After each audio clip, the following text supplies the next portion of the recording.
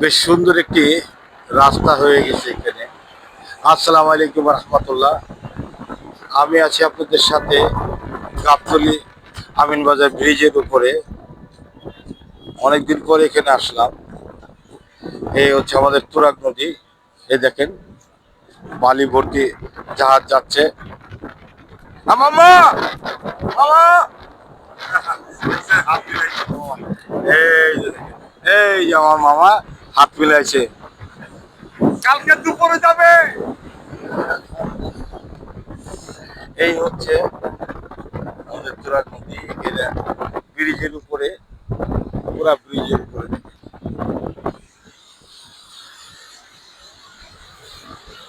ব্রিজটা অনেক কাজ হচ্ছে, ডবল হয়েছে। আগে আমরা ওই পাশে ছোট একটা আহ, আপনার ব্রিজ দিয়ে আপ ডাউন করতাম।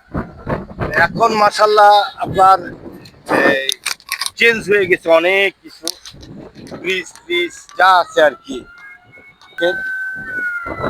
কত ব্রিজ, ডান দিক দিয়ে বাম দিক দিয়ে রাস্তা উঠে গেছে। হ্যাঁ, আর এখন আর আগের মতো ই করা লাগে না, জামে বসে থাকা লাগে না। গাবতলী গরুরহাটও অনেক দূর চলে গেছে। আর এই বর্ষার সিজনে পানি অনেক বাড়ছে, অবশ্য এটা সত্য। এই পানিটা বাড়ছে কি না না বাড়ছে এটা দেখার জন্য আমি আসলে খুব আগ্রহী ছিলাম। সেটা দেখার জন্যই আসলাম। এখন আইসা দেখলাম না, অনেক পানি বাড়ছে, বালুভর্তি জাহাজগুলি যাচ্ছে। দেখে একটা আসলে ইট পাথরের শহরে বড় হয়েছি তো, দেখে খুব শান্তি লাগে এই জায়গাটা।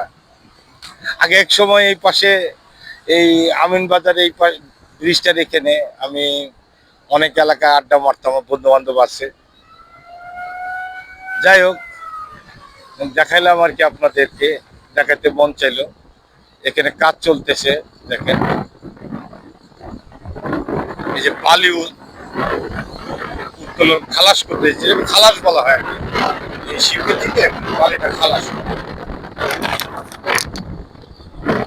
জানি না বাতাসে কতটুকু শোনা যাচ্ছে, বাতাস প্রচুর, শব্দের কেউ সমস্যা হতে পারে। আকাশে কিছু পাখি দেখা যায়, মাশাআল্লাহ। শালিক পাখি নাকি? হ্যাঁ, শালিক পাখি। ঝাঁপিয়াও আছে।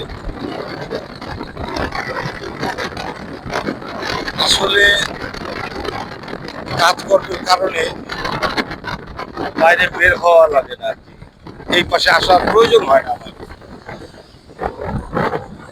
আচ্ছা, ধন্যবাদ। আসসালামু আলাইকুম রহমতুল্লাহ।